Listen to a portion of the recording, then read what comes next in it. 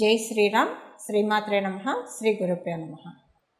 2024 సంవత్సరం ఫిబ్రవరి మాసంలో ఫిబ్రవరి 16 నుంచి 29 వరకు పక్షఫలాలు ప్రసాదించే గ్రహదేవతల యొక్క గోచర గ్రహస్థితుల సంచారం. మేషరాశిలో గురువు సంచారము, కన్యారాశిలో మేషరాశిలో గురుదేవుని సంచారం, కన్యారాశిలో కేతుదేవుని సంచారం, మకర రాశిలో అంగారకుడు, శుక్రుడు, బుధుడు వీళ్ళ ముగ్గురు సంచారము.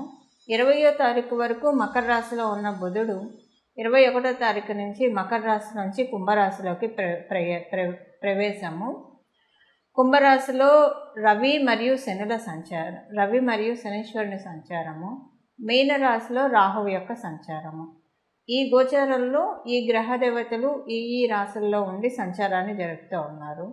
ఈ సంచార దృష్ట్యా ద్వాదశ రాశుల వాళ్ళకి పక్షఫలాలు ఏ విధంగా ఉండబోతున్నాయి? ఈ పక్షఫలాలు ఈ వారం ఉన్న పక్షఫలాలకి ఒక చిన్న స్పెషల్ అంశం కూడా ఉంది. మొదట అది తెలుసుకొని తర్వాత పక్షఫలాన్ని చర్చిద్దాము. శనీశ్వరుడు, రవి, బుధుడు వీళ్ళ ముగ్గురు కలిసి 21వ తారీఖు నుంచి కుంభరాశిలో సంచారం చేస్తూ ఉన్నారు. రవి బుధుడు కలిసి కుంభరాశిలో సంచారము అంటే ఎప్పుడైనా సరే బుధుడు రవికి ఒక రాశి అటు ఇటు కలుస్తూ ఉంటాడు, మళ్ళీ వెనక్కి వెళ్తూ ఉంటాడు. అది జరుగుతూ ఉంటుంది.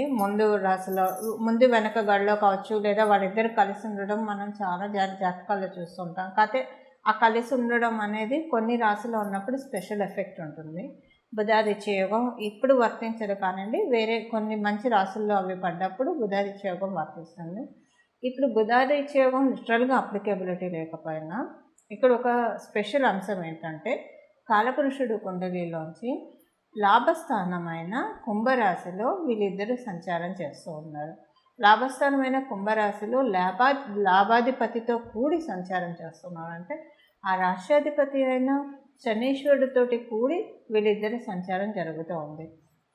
శనీశ్వరుడు ఈ రాశిలో ఉండి సంచారం అనేది చాలా మంచి ఫలితాన్ని, అంటే వీళ్ళిద్దరితోటి కూడి సంచారము మంచి ఫలితాన్ని ప్రసాదిస్తుంది. రవి శని కలిపి ఉన్న సంచారం గురించి మనం ఆల్రెడీ ఒక వీడియో చేసాము, అది ఒకసారి ఛానల్లో ఉంది చూడండి. కానీ బుధుడు శని సంచారము కొన్ని మంచి ఫలితాలు ఇస్తుంది. అందులో కూడా లాభరాశిలో సంచారము ఏదైనా స్టోర్ చేసుకోవడానికి అవకాశం ఇస్తుంది. ఇప్పుడు కాలపురుషుడు కుండలిలోంచి కాబట్టి లాభస్థానం కాబట్టి ఫైనాన్షియల్గా మంచి స్టోర్ చేసుకోవడానికి, డబ్బులు నిల్వ చేసుకోవడానికి, సేవింగ్స్ మోడ్ స్విచ్ ఆన్ చేయడానికి అవకాశం ఉంది. ఏ రాశుల వాళ్ళకి ఇది ఏ రకంగా లబ్ధికరంగా ఉంది ఆ విషయాలు మనం చూద్దాము. ఇప్పుడు మేషరాశి వాళ్ళకైతే కాలపురుషుడు కుండలిలోంచి అది ప్రథమ రాశి కాబట్టి ఇక్కడ సేవింగ్స్ మోడ్ స్విచ్ ఆన్ అవుతుంది. బట్ అన్ని రాశుల వాళ్ళకి అది ఏ స్థానం అవుతుంది, ఏ విషయాల్లో బెనిఫిట్స్ ఎక్కువగా పెరుగుతాయి, ఈ విషయాలు మనం చూద్దాము. అలాగే శని బుధుల సంచార రీత్యా ఈ పక్షం అంతా కూడా కొంత అంటే విద్యార్థిని కొన్ని విషయాల్లో కొన్ని అనుకూలతలు ఉంటాయి.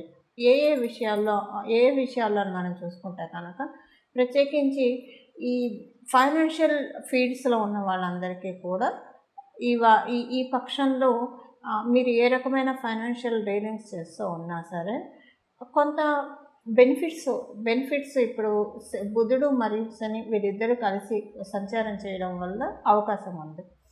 అలాగే ఈ బెనిఫిట్స్తో పాటు కొంత మీకు ఏదైనా కనుక మెచ్యూరిటీ ల్యాక్ అయ్యి, అంటే కొన్నిసార్లు ఏ సిచ్యువేషన్లో ఎలా రియాక్ట్ అవ్వాలో తెలియక చాలామంది ఇబ్బంది పడుతూ ఉంటారు.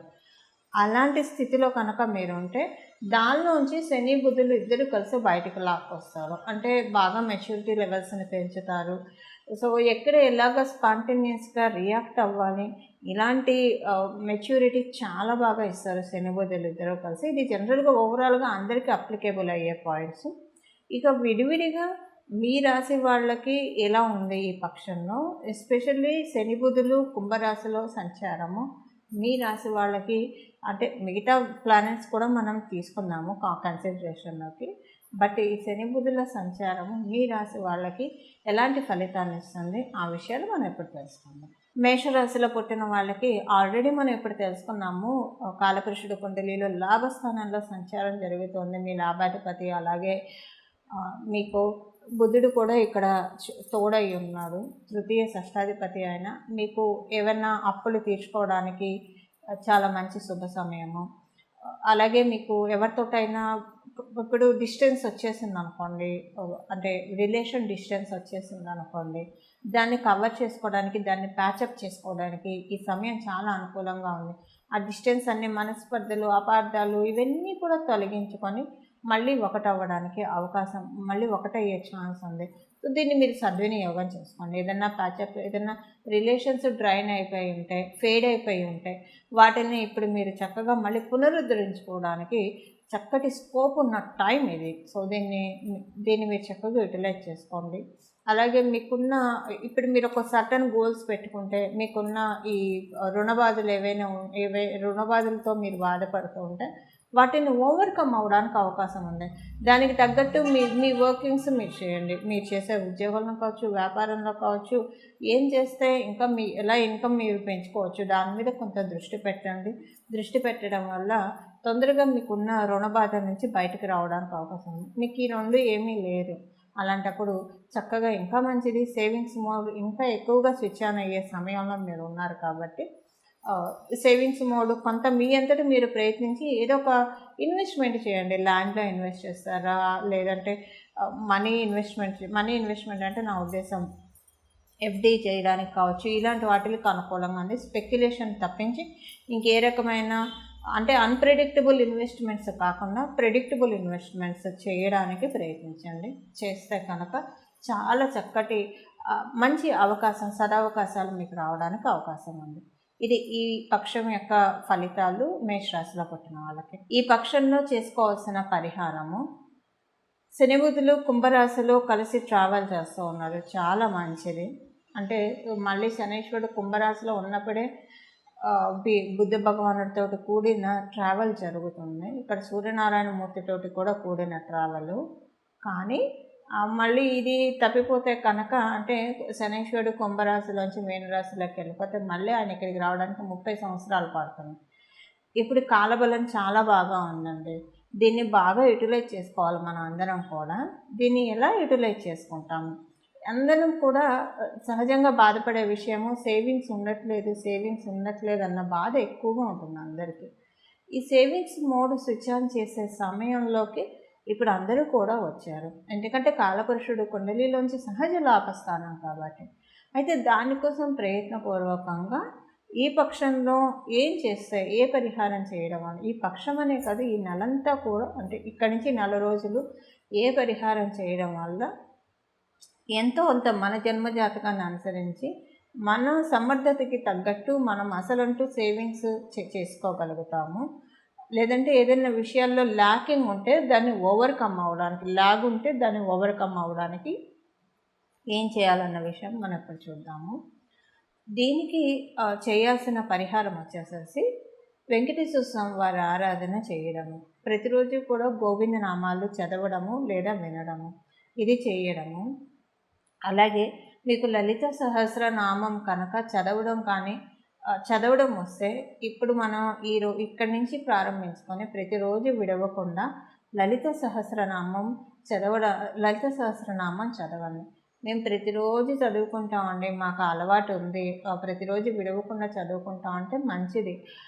ఇప్పుడు చేసే లలిత సహస్రనామం చాలా మంచి ఫలితాన్ని ఇస్తుంది.